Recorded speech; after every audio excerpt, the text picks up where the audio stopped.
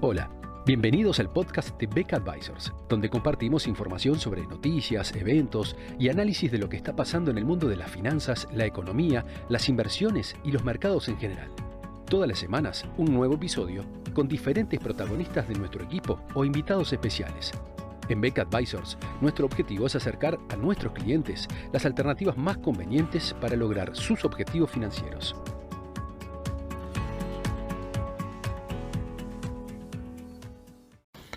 En nuestro último podcast habíamos señalado que, a nuestro modo de ver, el efecto de los anuncios de política comercial por parte de la administración Trump estaban generando un efecto negativo sobre el mercado accionario, pero que a nuestro modo de ver era transitorio y que a mediano plazo de todas maneras deberíamos ver, aunque en un ambiente de mucha volatilidad, un mercado accionario en tendencia creciente. Por otro lado, en el encuentro que en Beca tuvimos con clientes el pasado miércoles 19 de marzo,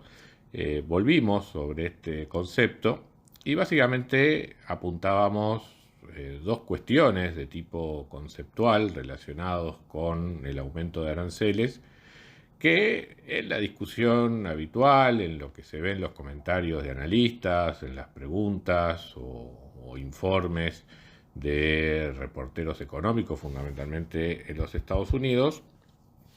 era alertar sobre dos aspectos que generan cierta confusión desde el punto de vista conceptual y a que nuestro modo de ver son incorrectos. Uno es que el aumento de aranceles genera inflación, y el segundo es que el aumento de aranceles genera recesión. Justamente esa combinación de mayor inflación y recesión es lo que llevó a incluso plantear la palabra estanflación en los comentarios de muchos analistas durante el mes de febrero y en el peor momento de la reacción del mercado a todo este tipo de anuncios. La verdad es que en lo que respecta a la inflación, en todo caso el efecto que puede tener los aranceles es el de un típico shock de oferta, que fundamentalmente es transitorio, es fundamentalmente un salto en el nivel de precios. No debemos confundir un salto en el nivel de precios con un proceso continuo de aumento de precios, que es lo que define a la inflación. Es verdad que en mercados muy regulados, especialmente donde hay presencia de indexación en los salarios, un shock de precios generado por un efecto de oferta, como podría ser un aumento de aranceles, eventualmente podría tener algunos efectos de segunda vuelta en su repercusión sobre los salarios y otros costos de las empresas, y ahí volver a generar un impacto en el índice de precios al consumo un poco más duradero. Pero en todo caso, y ciertamente no es el caso de la economía norteamericana, que es mucho más flexible en su mercado laboral en ese aspecto. Por lo tanto, a nuestro modo de ver, lo que se ha dado a llamar, y que el propio Powell, el presidente de la Reserva Federal, lo mencionó tras la reunión del Comité de Política Monetaria del pasado 19 de marzo, hablaba de la idea de tariff inflation, o sea, la inflación arancelaria, que sería el efecto sobre la inflación causado por los mayores aranceles. Y más allá de que el concepto es dudoso, de nuestro punto de ver, desde un punto de vista meramente académico, sí es un efecto que aparece desde el punto de vista estadístico, y yo creo que de manera acertada la Reserva Federal lo tiende a ver como un efecto transitorio. De modo que no deberíamos pensar que estos aumentos de aranceles debieran generar un aumento permanente en la tasa de inflación, ni tampoco debemos pensar que la Reserva Federal deba reaccionar con la política monetaria, subiendo tasas de interés o con una política monetaria restrictiva, a este efecto inflacionario transitorio que eventualmente tendrían los aumentos de aranceles. Y de alguna forma, en su conferencia de prensa del miércoles 19, Jerome Powell, presidente de la Reserva Federal, lo dejó claro en ese sentido. La otra cuestión es la de la recesión. A lo largo de la historia, cuando los aranceles a la importación se introdujeron en países que estaban viviendo una recesión, justamente esa protección a la industria local formaba parte del paquete de reactivación de la economía. Y bueno, uno podía sospechar que en la recuperación posterior esa protección al mercado interno algún rol había jugado. O sea, ese tipo de experiencias lo vivimos en Uruguay, se ha vivido en otros países de América Latina y en el mundo en general, que en situaciones de crisis interna, de recesión interna, una medida, una reacción que suelen tomar los gobiernos es un aumento de políticas proteccionistas, ya sea de aranceles a través de aranceles u otros instrumentos. También es cierto, y creo que la evidencia empírica es bastante clara al respecto, que ese desvío de comercio, esa política proteccionista, si bien en el corto plazo puede ayudar a salir de una recesión, a largo plazo impacta negativamente sobre la tasa de crecimiento. Ahora, pensar que en una economía en plena expansión es raro. En primer lugar, es raro que un país que está en plena expansión, como lo ha estado Estados Unidos en estos años, aplique una medida proteccionista como la que está llevando adelante la administración Trump. Y por lo tanto,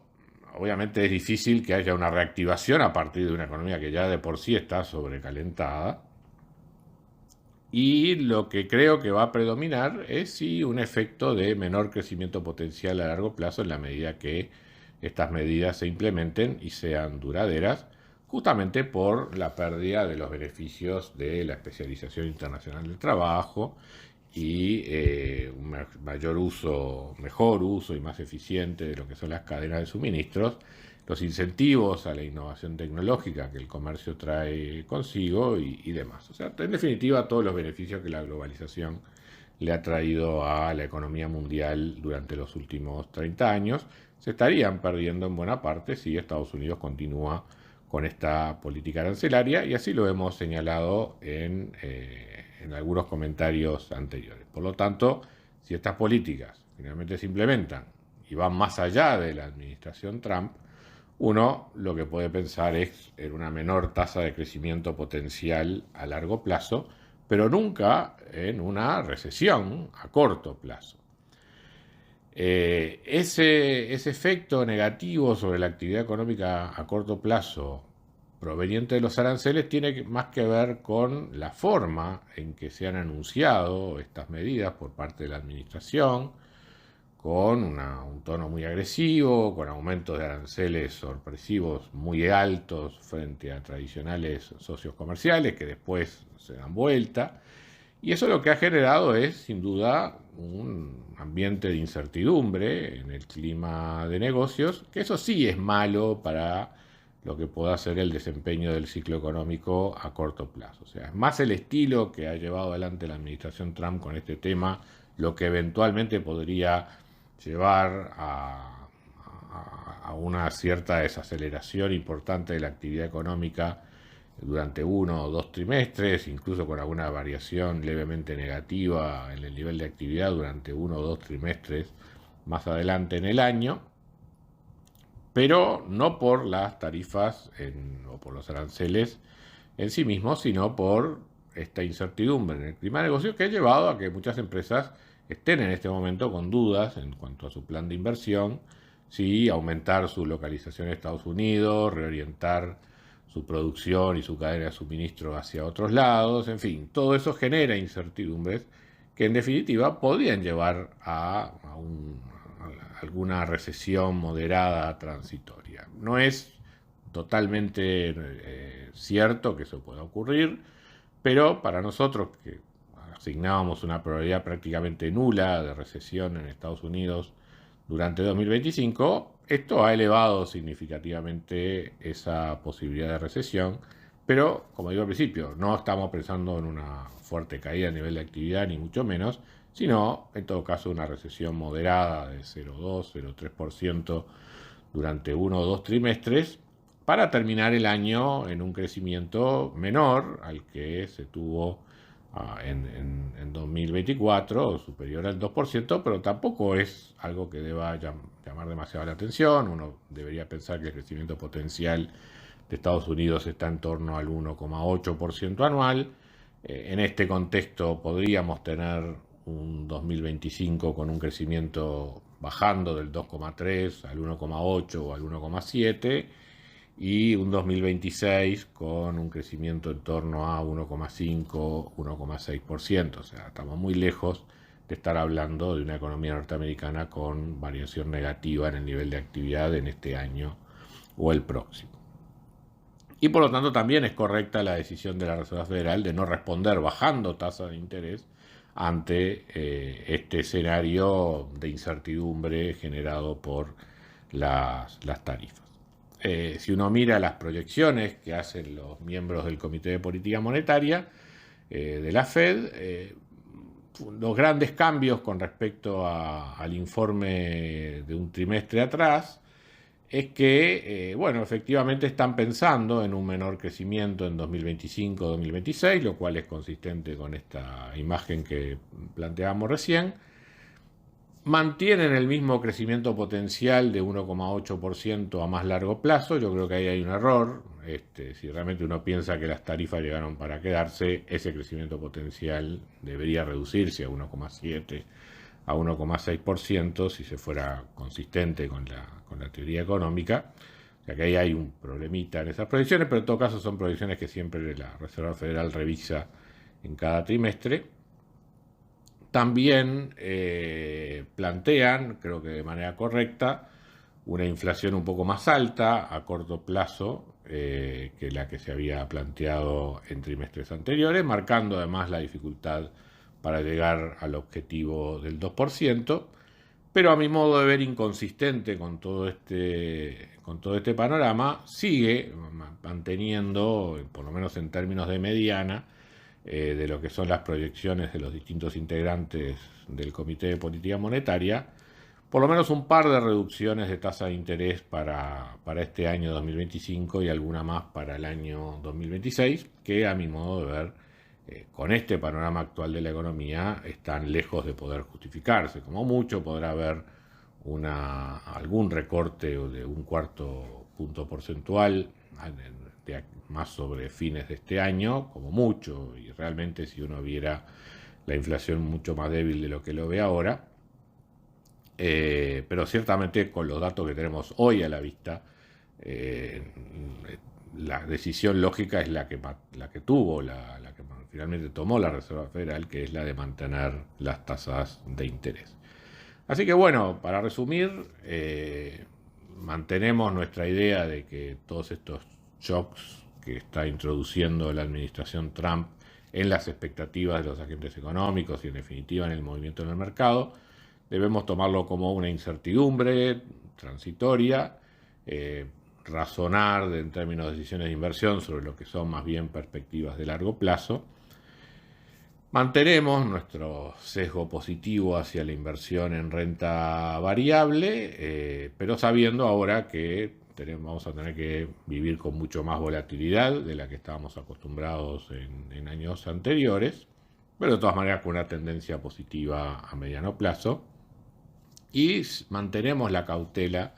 en cuanto a los instrumentos de renta fija, especialmente los que tienen duración muy larga, porque esta caída reciente en la tasa de interés de 10 años creo que va a ser un fenómeno transitorio. O sea, seguimos viendo la tasa de 10 años moviéndose entre un rango entre 4,25 y 4,75%, y ahora está justamente sobre la parte baja de ese rango. Así que bien, sin mayores cambios en nuestra visión general y fundamentalmente tratando de transmitir un mensaje de no miremos tanto las noticias de cada día, sino la visión de más mediano plazo, es que cerramos esta edición de hoy. Buenas tardes. Muchas gracias a todos por escuchar otro episodio del podcast de Beck Advisors. Te invitamos a compartir este podcast con tus amigos, colegas, dejarnos tus comentarios o reviews y seguirnos en nuestras redes sociales Instagram, Twitter, LinkedIn y también nuestro canal de YouTube. Visítanos en nuestro sitio web becadvisors.com para leer nuestros informes, reportes y conocer más sobre nosotros. Hasta una próxima entrega y muchas gracias.